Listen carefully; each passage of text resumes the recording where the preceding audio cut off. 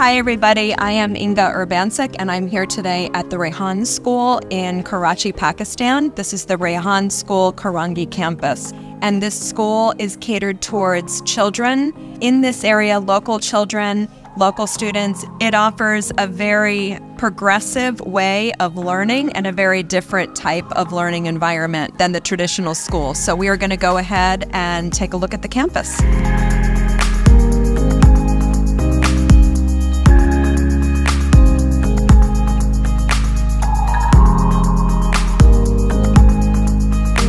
So as we're walking into the Rehan School, one of the very first things that we see up here on the top is the founder of the school, Rehan Allahwala. And then as we take a look at the first wall, actually there is a selfie of me, or a big poster of me here on the wall, which I was so surprised and honored to see.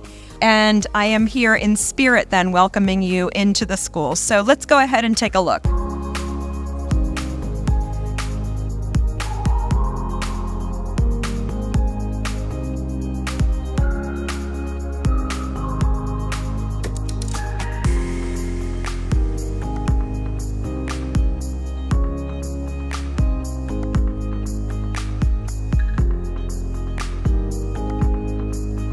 So as we go down through the main hallway, we see here we have the administrative buildings, administrative offices, we have the principal's office, we have the vice principal's office.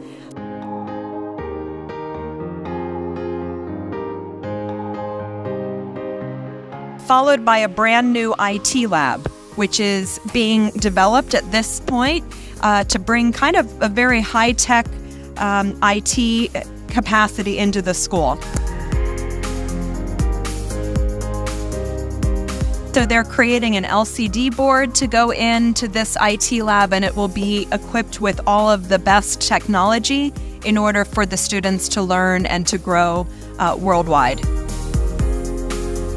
So as we continue looking through here, we can see an area, which is actually a private area. It looks a little bit like a phone booth, but when you take a look in here, you can see that this is a private area for students to do podcasts.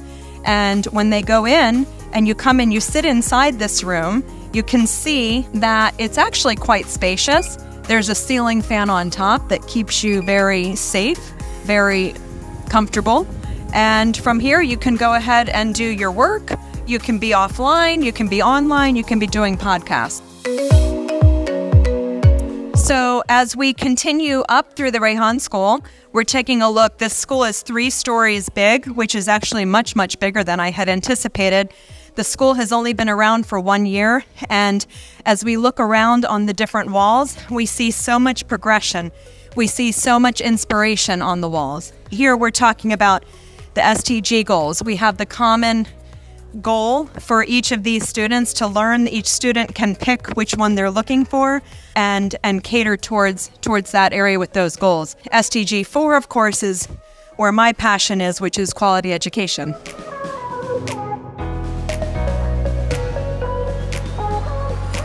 So as we continue through the hallway on the tour, we can come into one of our first classrooms in here, and we want to remember that this is not a traditional school. So even though they have classrooms, desks, and whiteboards, chalkboards, and things like this, the way that it's set up and structured here is that the teachers here are actually considered facilitators. And so they're learning a lot of the skills along with the students. So as we go and we move along, you're going to see some of the different areas that the students and the facilitators are learning together. So let's take a look. So as we come into these classrooms, what I want to show you is that this is actually one of the ways that they do the learning here with the facilitators and the students is that they use these rooms to watch TED Talks. So the students and the facilitators are watching different TED Talks on different topics, and then they're discussing the TED Talks, discussing the ideas that they made here in these classrooms. And then after the discussion is finished, then the students have the opportunity to go out.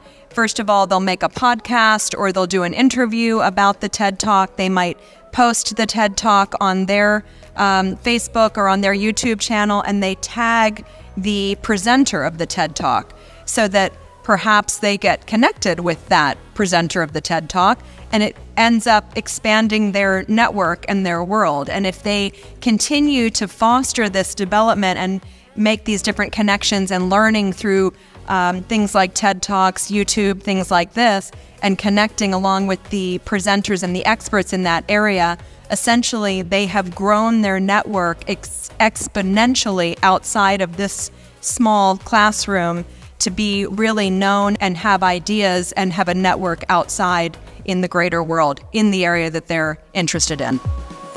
So as we're walking around on the tour, we can see here as we come, and I want you to just show an outside of this space so that you can get an idea of the size of it, which, as I mentioned, is much larger than I had anticipated. I believe that right now we're on the second floor. As we look at, for example, here's the restroom. So we have here at the Rehan School, we have the idea of osoji, which means it is a Japanese practice that cultivates responsibility, discipline, and teamwork.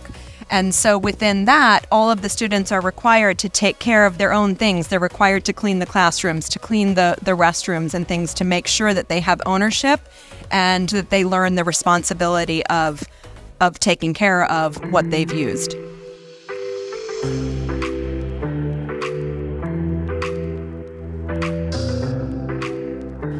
So as we look here at this space, this is called the maker space. So when the children or the students are coming in here into the maker space, this is hands-on learning. So all the different tools that they need, if they're looking at 3D printers, if they're looking at different electronic components that they need that they might not have in their homes, they can come here into this area in the maker space, and they have everything available to them to work and develop.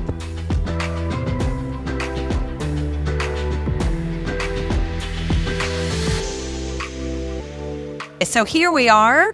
Now we are in the startup room. So this is helping to develop entrepreneurs. So when the students are in here, they've been watching TED Talks, they get so many ideas about what to do in the world. This actually is a room and that's helping them to learn to start their business. So how do you start your business without money, right? What are the different steps to starting a business? You have an idea, you might have limited resources, but how are you doing it? And so this environment, when you're looking at this classroom is helping guide the students through the different processes of starting a business and creating entrepreneurs out of these students.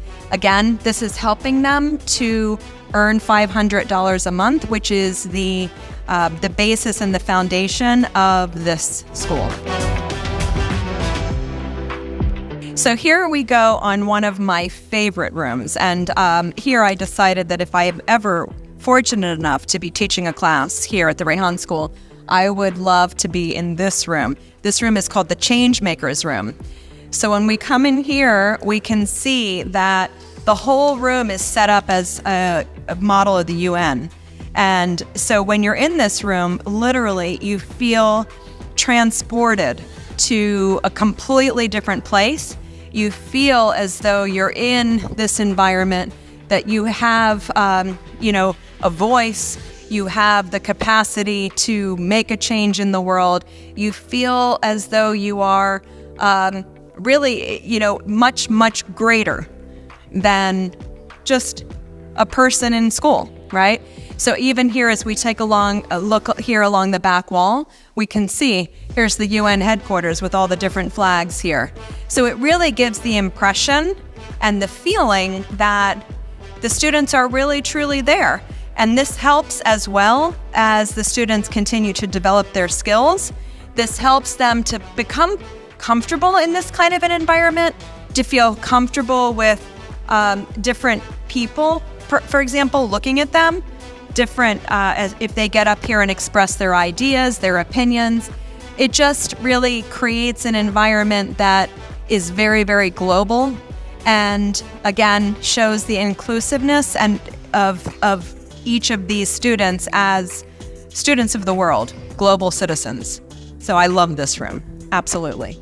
So now we're going to move on, and as we're moving on, I do want to make note of some of these posters that are hidden, that are hung around the school.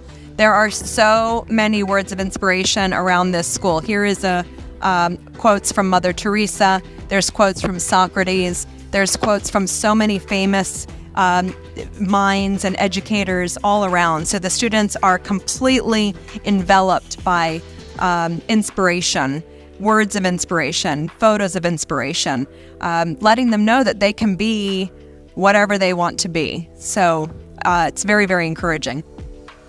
So now we're going to walk into another amazing room, which is called the Future Navigators. And as we come into this room, we almost feel like we're in some kind of a Star Trek movie or something. So the lighting is different. You can see, again, the different feel, the atmosphere in this room. Everything is geared towards the future. Future learning, future ideas. It encourages exploration. It encourages imagination, wondering. And again, the environment, having the students come into a room like this, and they're immersed in this type of environment, it automatically sets their mind in a place where they're thinking in this way. So it helps create the reality even when it is not yet a reality. It's helping to mold what the future will look like, but in today's world, in their day here in the school. So this is called the Future Navigator Classroom.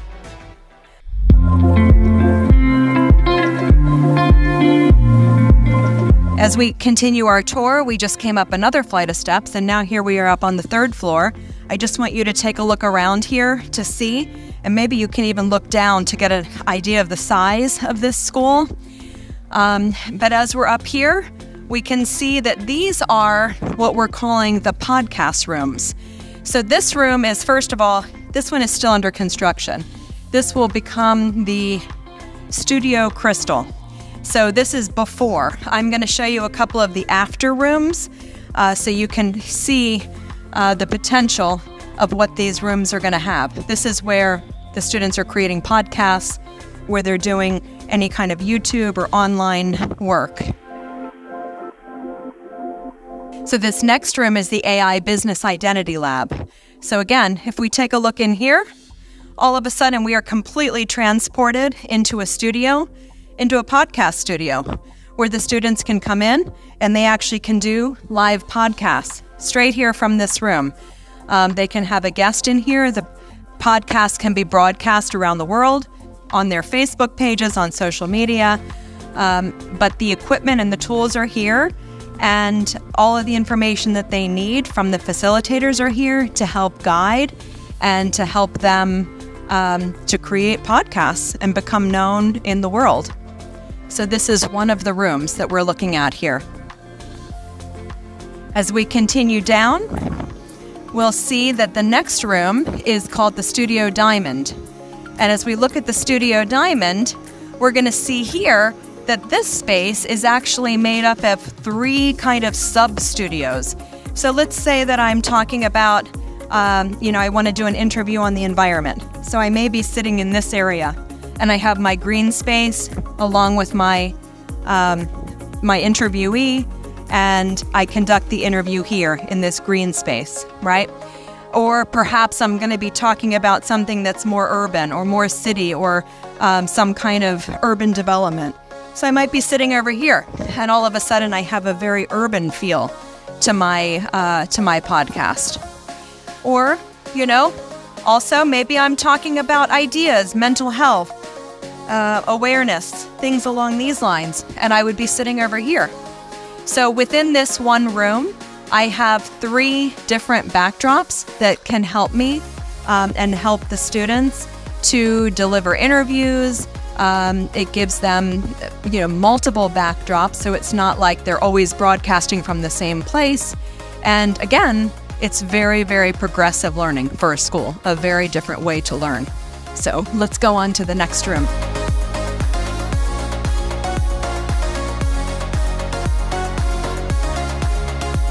So here we are in this studio. This is another one that is currently under renovation, but this gives you an idea of the footprint and how these rooms started so that you can get an idea of the transformation that has been made here at the Rehan School when they take a look and see the empty rooms and how they have developed and changed them into these masterpieces for their students to be able to do interviews, podcasts, and things, and be connected around the world. Now we will go to the auditorium, and as we are coming into the auditorium, we can see that we have this shared space available, and in this shared space, the students gather in the morning. Every day they do yoga practices in this space. They might also have different programs that they invite their families to these different, communal areas. This is basically the communal auditorium area. So the students do gather here every day to start their day. So this was just a look inside the Rehan School here in Korangi, and I just hope that you had a little bit of time to be able to see what an alternative school looks like, that education is evolving, that there are different ways of education depending on our culture, our traditions, depending also on what the students need, right? We can cater, obviously, to the needs of the students. And here again at the Rehan Allahwala School, we're looking and seeing that the goal is for these low-income students to be able to generate income, $500 a day. So if there's any way that you would like to support the school, so thank you again so much for being here today. And if you are ever in Karachi, please do come visit the school. It's an amazing, amazing place to be. If these students reach out to you on Facebook or on social media, please do feel free to connect with them, take their interviews, because this is a part of their learning experience and helping them to become global citizens. I just also wanted to thank all of you so much for inviting me today, for having me here, all of the students, all of the administration and the facilitators. Everyone had me feel so welcome. And again, a big thank you to all of you for hosting me here today.